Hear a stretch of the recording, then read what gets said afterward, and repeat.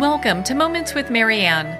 I'm so delighted we're spending this time here today. We have a very inspiring show coming right up with special guest Robert Beeson, and he's here today to share with us his new book, Going Solo: Hope and Healing for the Single Mom or Dad.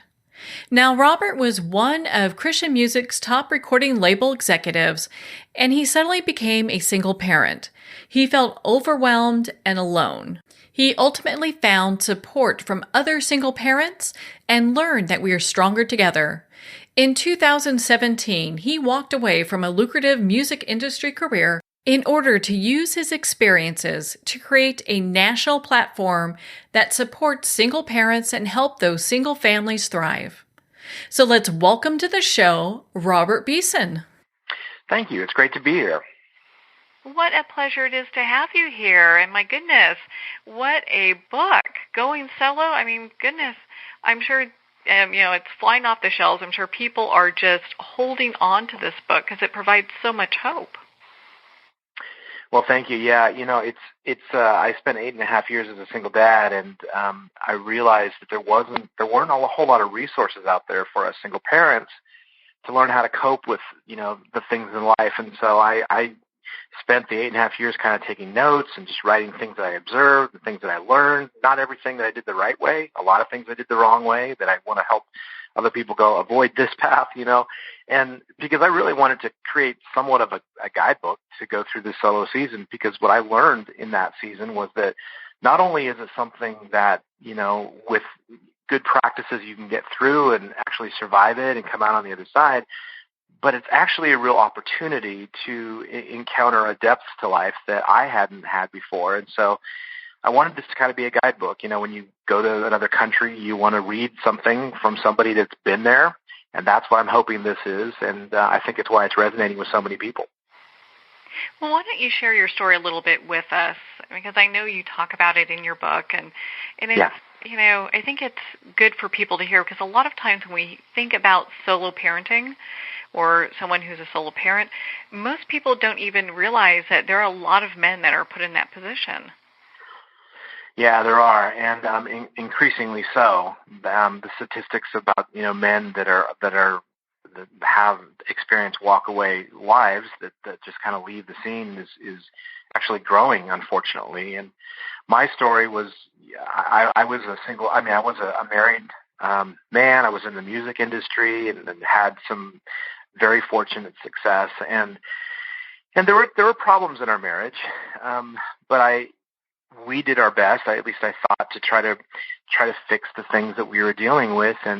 But at the end of the day, my wife had developed some addictive habits, and at the end of the day, she decided she didn't want to be married anymore. And so literally, she left. One morning, I woke up and came downstairs, and she was gone. There was no note. There was no message. There was, we didn't actually know where she was for a couple of weeks. And so at the time, just 3 months prior to her leaving, I had stepped down from my role as the senior vice president of A&R, which is Artists and Repertoire for Sony. And so I found myself without a job, and now without a wife, but with 3 girls, 9, 7, and 4 at the time. And it was a brand new normal. So it was shocking.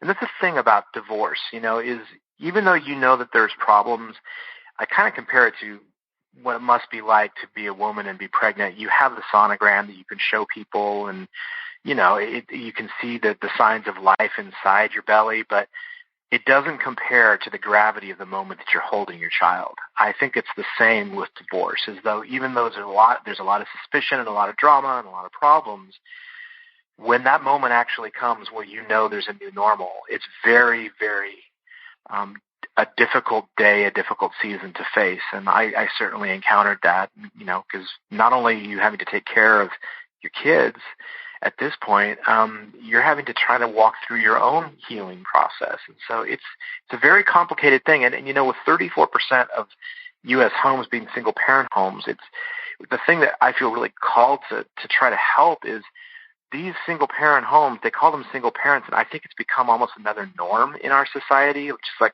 your race or gender. There's so many single parents in America, But what we're missing is that it is a really, really difficult season for families to walk through. And that's why I make a distinction between single parent and solo parent. I see single as a status. I see solo as a condition. It's a condition that we walk through, and with the right habits and the right perspective, we can actually find richness. And so that's what it was for me, and I'm hoping that the book helps others not only, survive, but thrive in that season.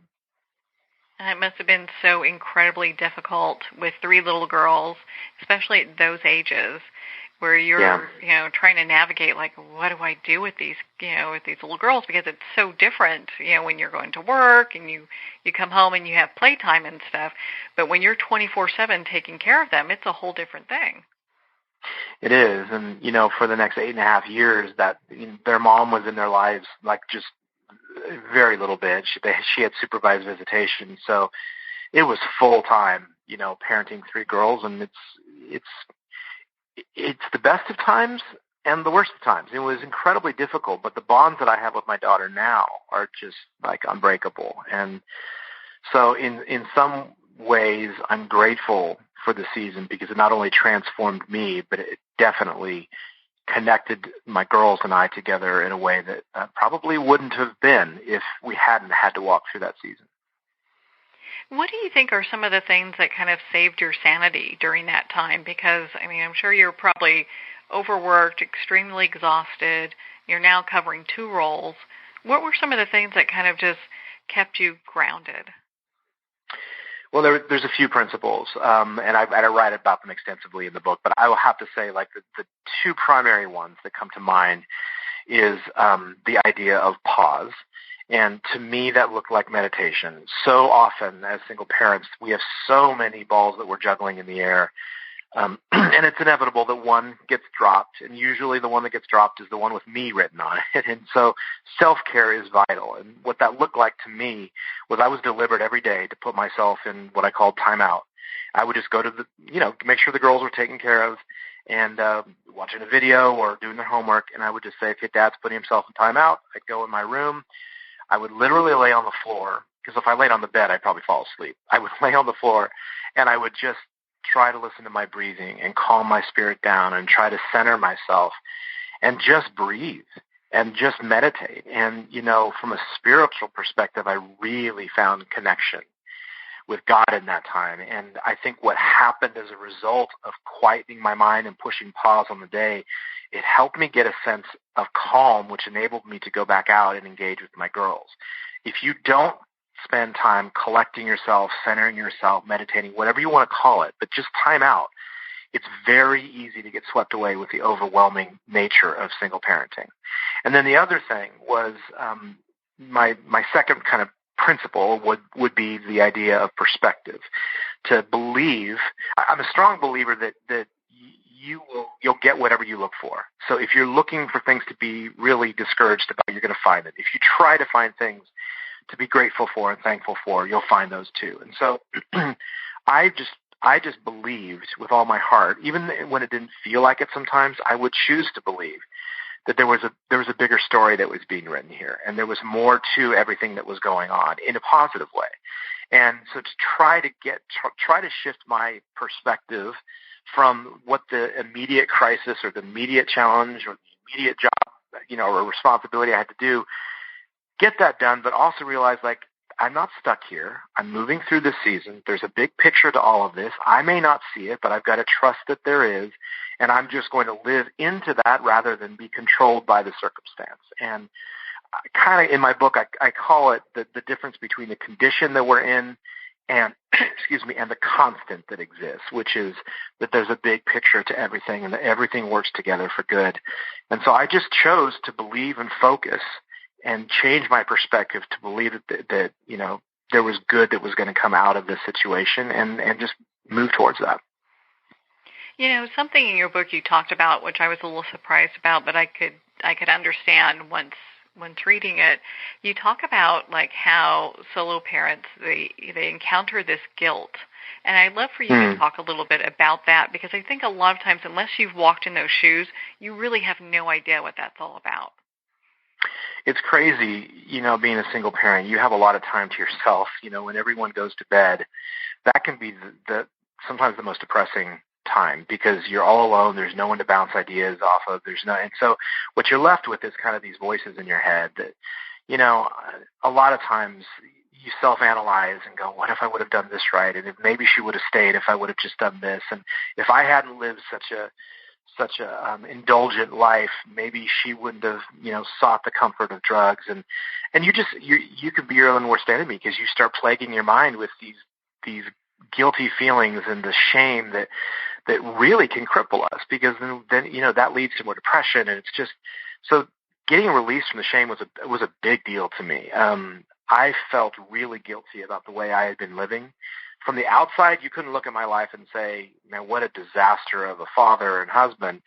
But internally, I had made my career and the roles that I played so much more important than being in the present. And so I really beat myself up a tremendous amount. And it took a while for me to release that and to realize that, I'm using my bandwidth focusing on something that I have no control over.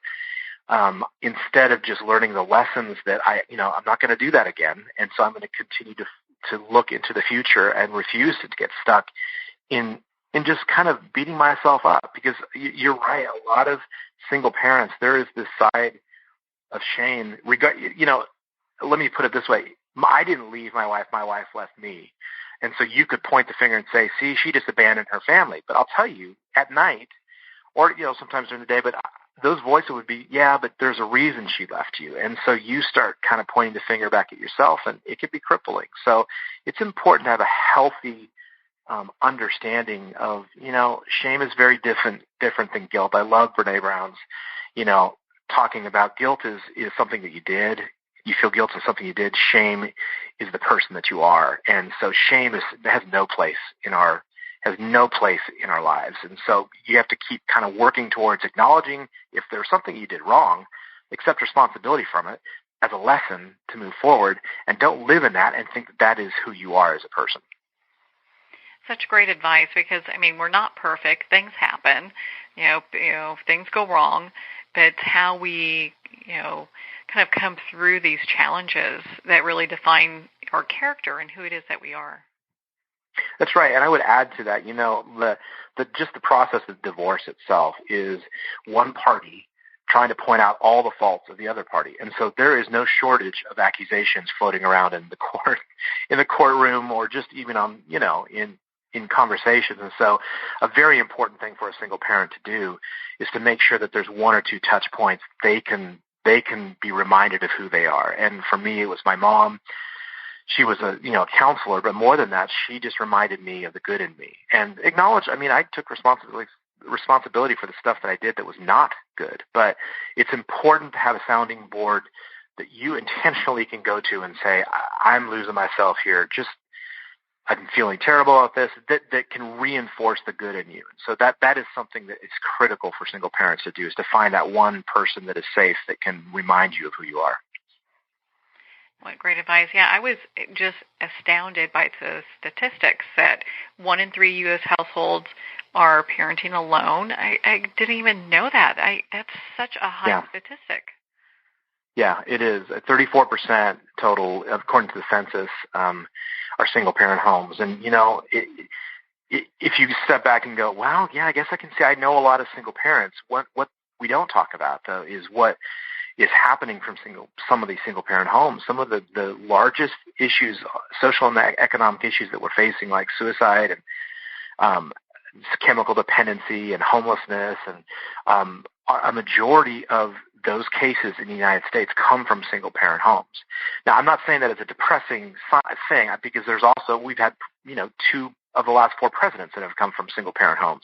My point is that this is not a normal situation. This is something we need to pay attention to. And so though I'm speaking to people that are not single parents out there, I promise you, at least 1 or 2 that are in your life. Just don't disregard the fact that they are walking through a very difficult season. And the small things that you could do to help them, mean a tremendous amount. The one thing I can tell you for sure for single parents is we don't like asking for help, because it just magnifies the need that we already feel in our life, and it kind of compounds the shame and the guilt and the embarrassment.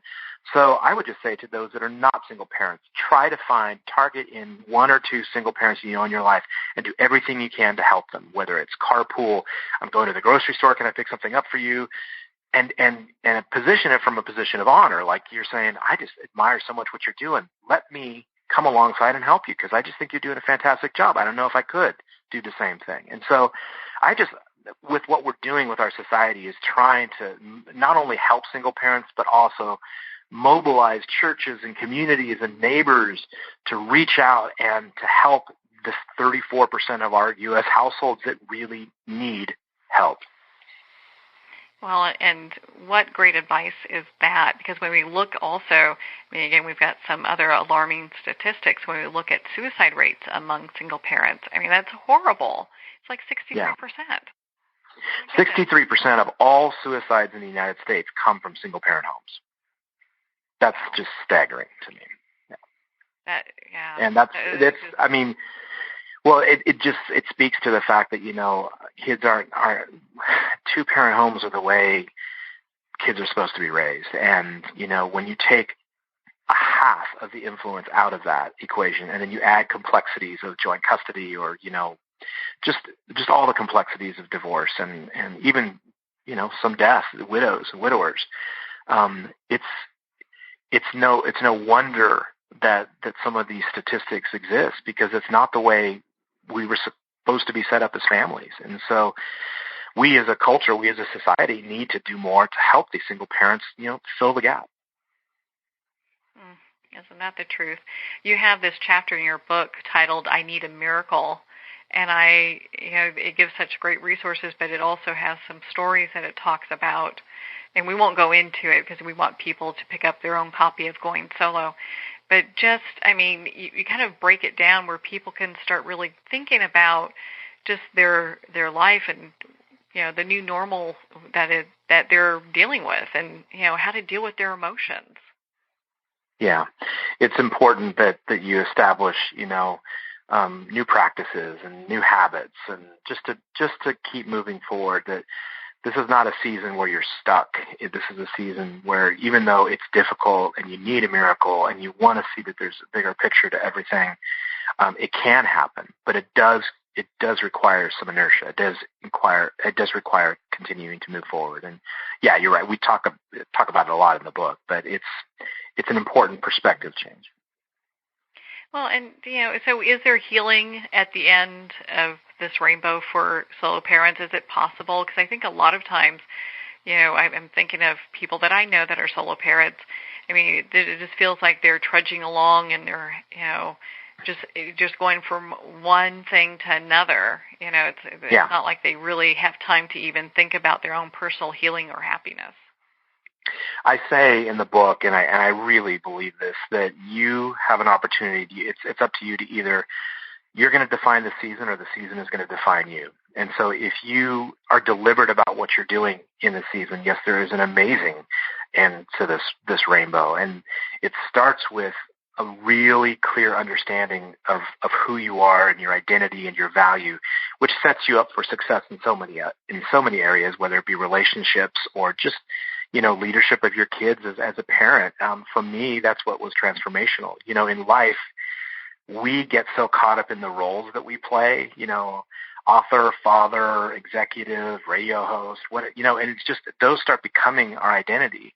When the bottom drops out and everything is stripped away, and you go through a divorce or you lose a parent to death or a spouse to death, the bottom drops out, and all those things that we use to prop up our sense of self-worth and value are taken away. And yes, it's difficult. I wouldn't wish this on anybody, but I would tell you that instead of looking at it for all the loss that it is, and we need to acknowledge it, there's a very real side to what we've lost, but we need to look for the opportunity here to actually establish the things that are really core to us, the things that, really mean the most to us spiritually, in our faith, in our relationships.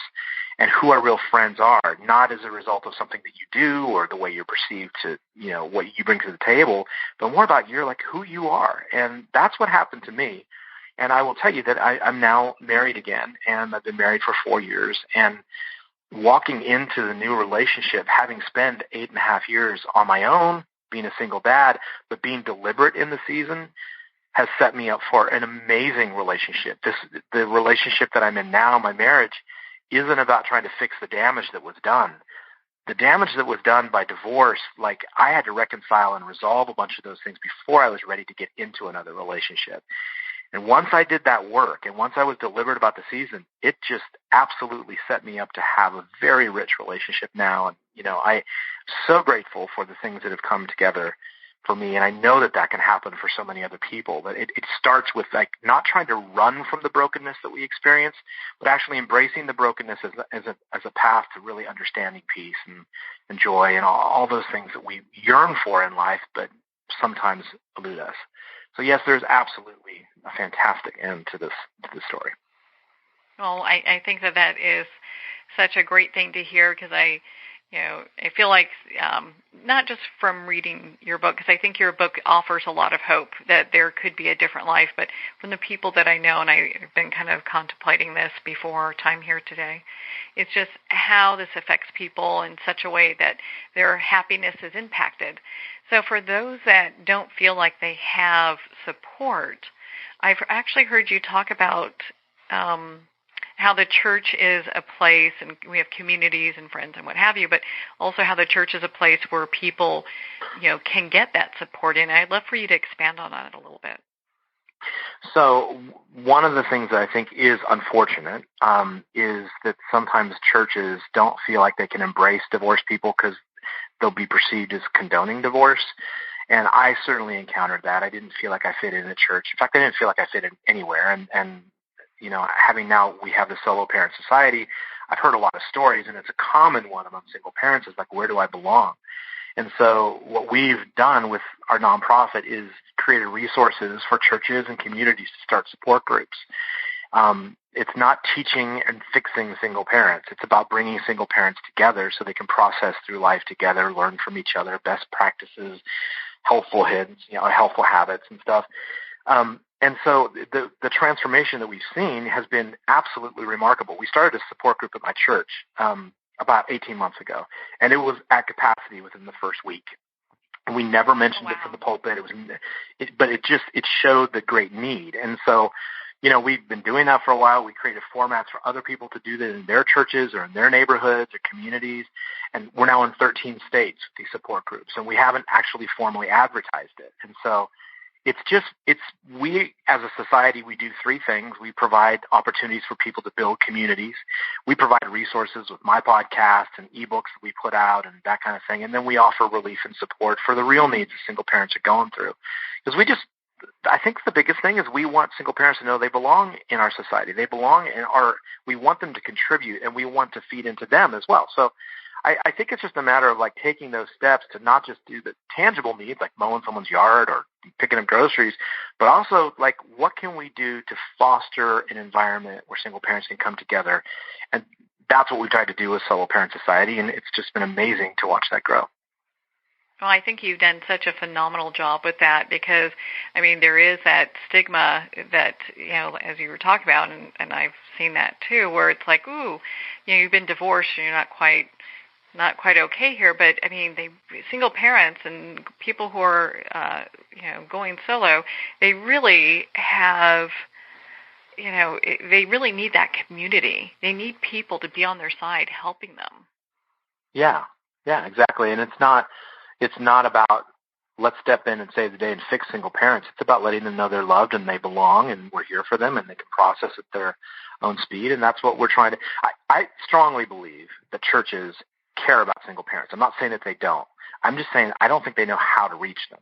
And so what we've tried to do is create resources for churches and communities to reach out to these, to these single parents and say, we see you, we want to create an environment where you belong and that your lives can be transformed.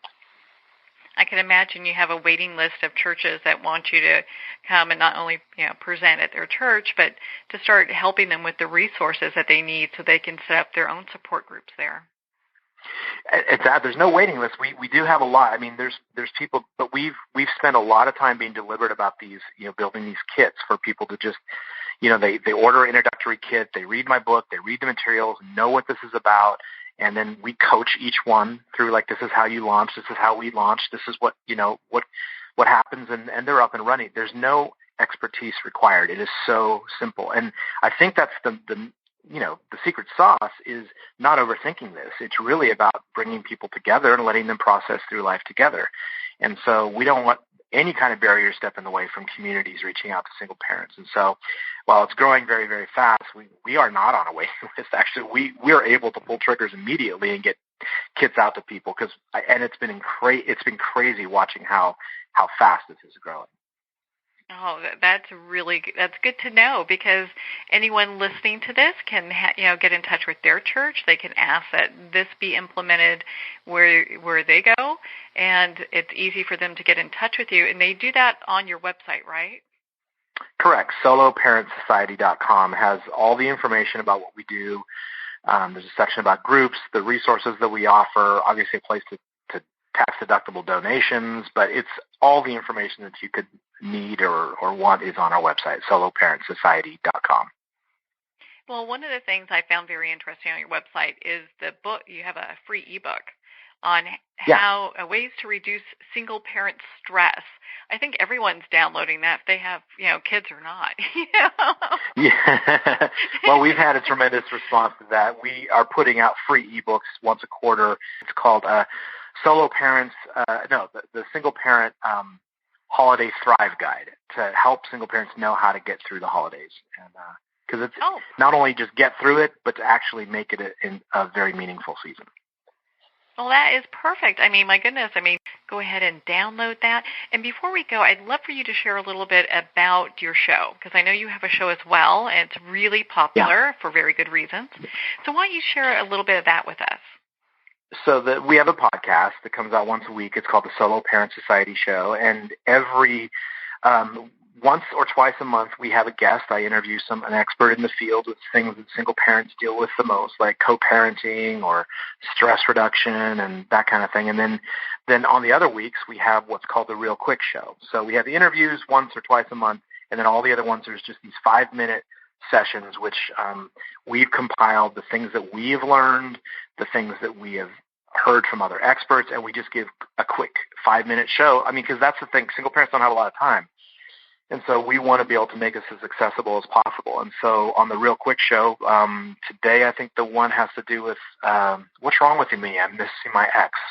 And so there's all kinds of – it's so complex, single-parent life, that we want to be able to not just dive deep with experts, but also on a weekly basis give just little tips here and there to help us thrive in this season.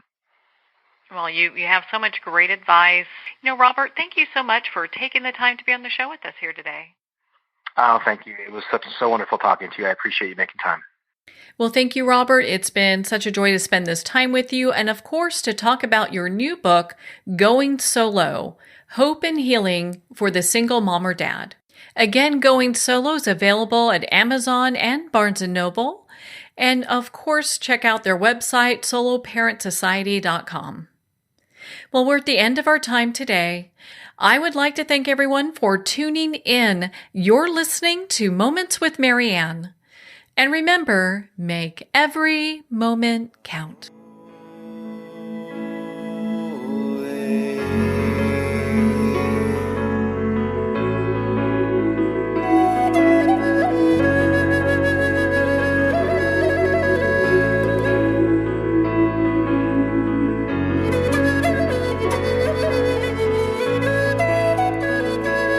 In a single moment, your life can change. Moments with Marianne is a transformative hour that covers an endless array of topics with the best of the best. Her guests are leaders in their fields, ranging from inspirational authors, top industry leaders, and business and spiritual entrepreneurs. Each guest is gifted and a true visionary. A recognized leader in her own work, and while teaching others to develop, refocus, and grow, Marianne will bring the best guest and sometimes a special surprise. Don't miss this. You never know just which moment will change your life forever. Moments with Marianne airs every Sunday, Monday, Thursday, and Friday at 8 p.m. Eastern and 5 p.m. Pacific Time. Make sure to tune in and visit momentswithmarianne.com for more information.